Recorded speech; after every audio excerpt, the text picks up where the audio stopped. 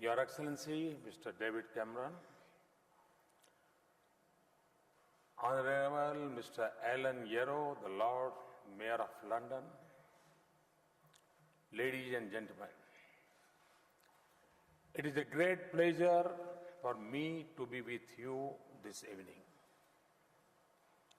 I must confess that there has been a delay in my coming to this great country. But the good news is that I and His Excellency Prime Minister Cameron have been in constant touch, have been meeting frequently at various places and exchanging views. I remember our last meeting in New York, where he rightly said that India and UK should work closely on the economic front. Friends, UK and India have known each other very well since a long time. Our systems of governance is also based largely on the Westminster model. Our institutions know how to interact with each other. Our people know how to work with each other. Our businesses know how to grow with each other. That is the reason that UK is among India's major trading partners. UK is also the third largest foreign investor in India. And I must add, this is not one-sided. India has emerged as the third largest force of FDI for UK.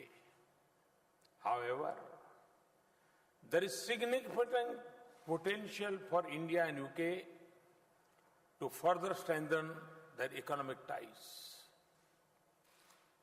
We have to effectively leverage the mutual understanding which is there for each other. We are particularly keen to develop the sectors where UK is strong. We are working hard to create conducive conditions for this engagement. A strong Indian community here keeps pushing us for better and better integration with UK. Friends, since my government took over, we have been working relentlessly to put the economy on track. Particularly, we have worked very aggressively to make India an easy and simple place to do business. We believe that this is necessary for improving the lives of ordinary citizens in India. The results of our hard work are now visible. IMF chief has recently said that India is among the few bright spots in global economy today. Our growth rate in the last year was 7.3%. The World Bank has very recently projected our growth rate at 7.5% for this fiscal and even better in the coming years. Thus, we are fortunate to be sailing in the right direction. In the World Bank report of 2016 on ease of doing business, India has moved up by 12 ranks at one go. No other major economy has made such a big improvement. We are also committed to take these corrections at the state, district and city level. States are moving hand in hand with the federal government in this task in the spirit of cooperative and competitive federalism. Recently, we did a ranking of our state governments on ease of doing business with the help of the World Bank Group. This has prompted the state governments into a healthy competition among themselves to ensure a business-friendly ecosystem. This was for the first time that the World Bank involved itself in a sub-national exercise on ease of doing business. Friends, one of the biggest challenges in India today is to productivity employ the youth. For meeting this challenge, we need to provide a huge push to manufacturing, which has stagnated at around 16% of the GDP for several decades. The share must reach around 25% in the short and medium term. With this in view, we have launched the Make in India initiative. We are working on all fronts to make India a global manufacturing hub. To achieve this objective, apart from vigorous exercise for ease of doing business, we have fast-tracked approvals and clearances for industry and infrastructure. The hallmark of our strategy now is policy-driven governance. Measures like transparent auction and allocation of key natural resources like coal, spectrum, iron ore have created a level playing field for investors. To enhance the flow of foreign investment, we have liberalized the FDI regime, allowing 100% FDI in railways. We have enhanced the FDI limits to 49% in defense and insurance.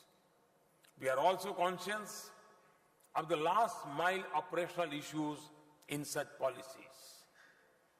In that spirit, early this week, we have carried out substantial changes in the FDI regime across 15 sectors. To give an example, now there are simply no restriction in the FDI policy for construction sector. Similarly, very radical liberalization has been done in sectors like plantation, e-commerce, and single brand retail. Moreover, we have now brought most of the FDI proposals under the automatic route. With this round of reforms, I can say that India is among the most open countries for foreign investments. Infrastructure is another big challenge for India. We are keen to build futuristic physical and social infrastructure.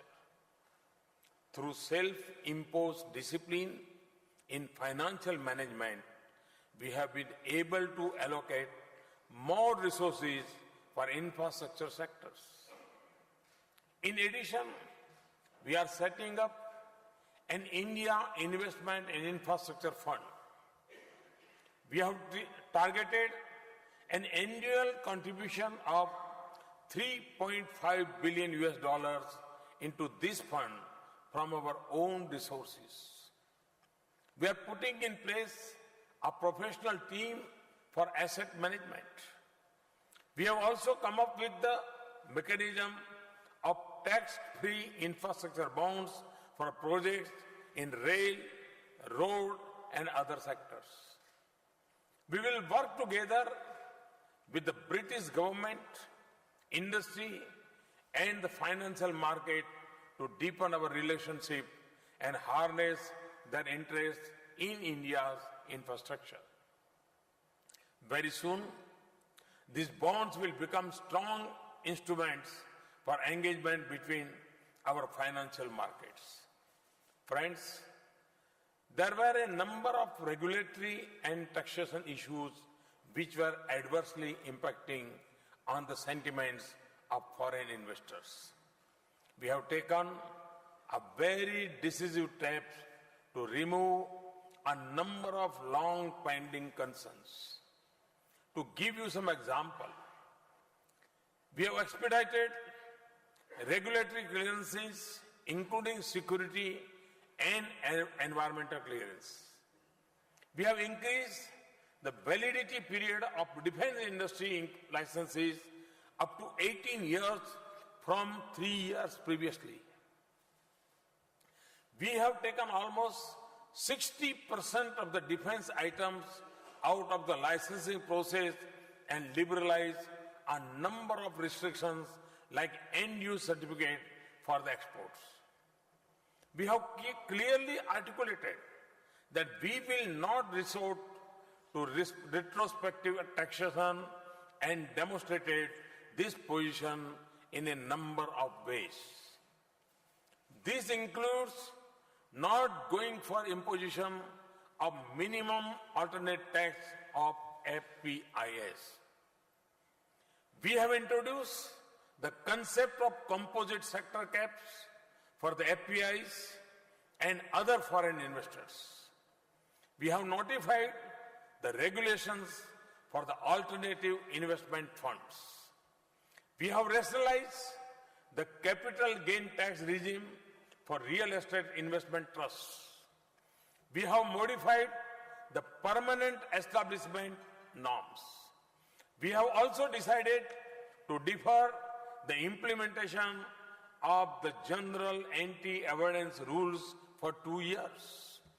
We have introduced the GST bill in Parliament. We are hopeful to roll it out in 2016. We are working on a new bankruptcy court. The company law tribunal is soon going to be formed. Friends, we want to make sure that our tax regime is transparent and predictable.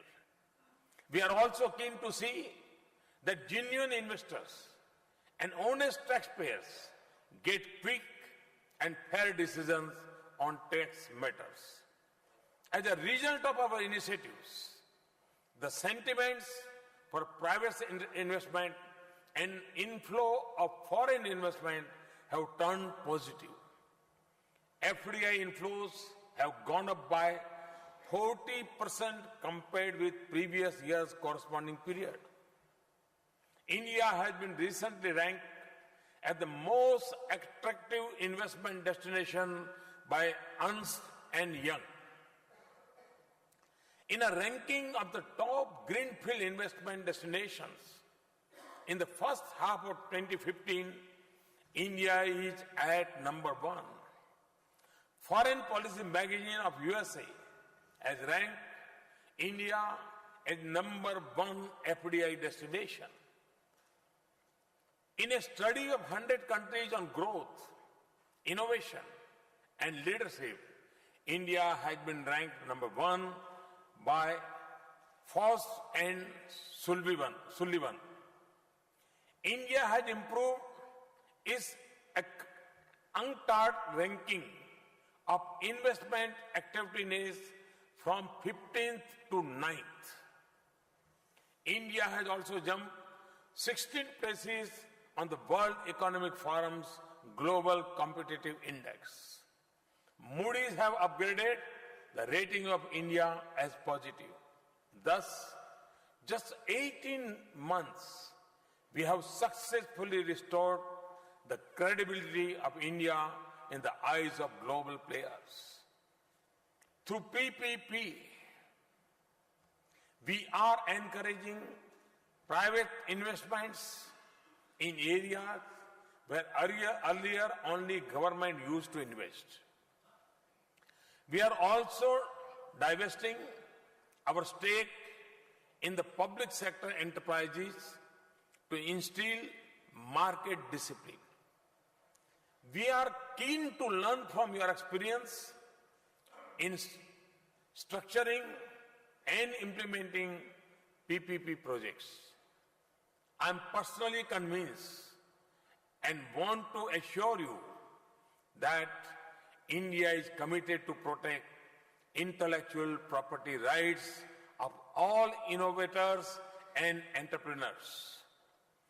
We have taken several initiatives for transparency and online processing in IP administration. A comprehensive national IPR policy is being finalized. Friends, we want your active involvement in translating our dreams into reality. Our commitment and aggressiveness to achieve the goal in a faster and effective manner offers immense opportunities to British companies.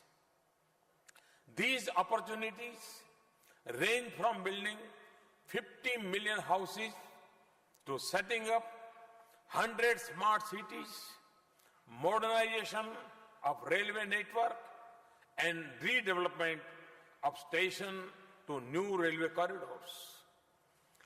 Generation of 175 gigawatt of renewable energy to transmission and distribution networks.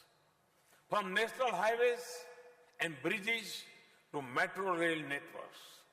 Such a huge potential for creation of infrastructure and production of goods will not be available in any other country.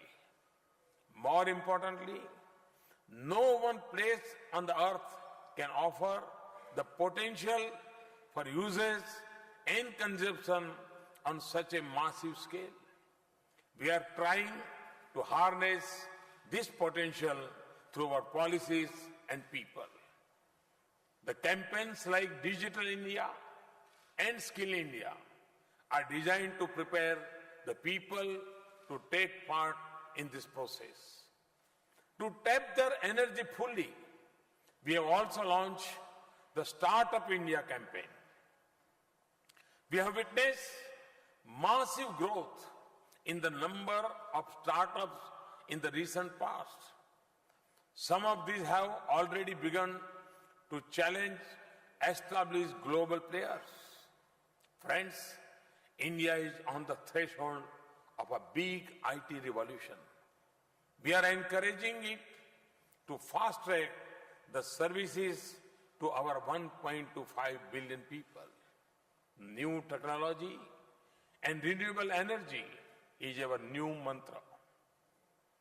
Whatever we do, we'll do in a cleaner and greener way. Energy efficiency, water recycling, waste to energy, clean India, and river cleaning are among those initiatives. These initiatives provide additional avenues for investment in modern technology and human resources. Ours is a country of the vibrant youth and a rising middle class. There is a huge domestic market in India. I have been saying that 3 Ds of democracy, demography, and demand is our basic strength. Moreover, talented young minds in India have now begun taking risks. They are preferring to become entrepreneurs. Thus, we have moved forward from D to E, which is entrepreneurship. Friends, necessary condition for take-off the Indian economy we have been created. Never before was India so well prepared to absorb talent, technology, and investment from outside. I can assure you that it will get better and better in the coming days. We will be open to welcome you, your ideas, innovations, and enterprises. We are open to carry out necessary corrections in our policies and procedures. Given the visionary and dynamic leadership of Prime Minister Cameron and his interest in India, I am personally eager to work with the British government and companies. With these words, I welcome you to India. I assure you of my personal care in making your dreams a reality. Many of you belong to India. Many of you are in India already. But for those who are not there, I must say that at this point of time, it is wiser to be in India.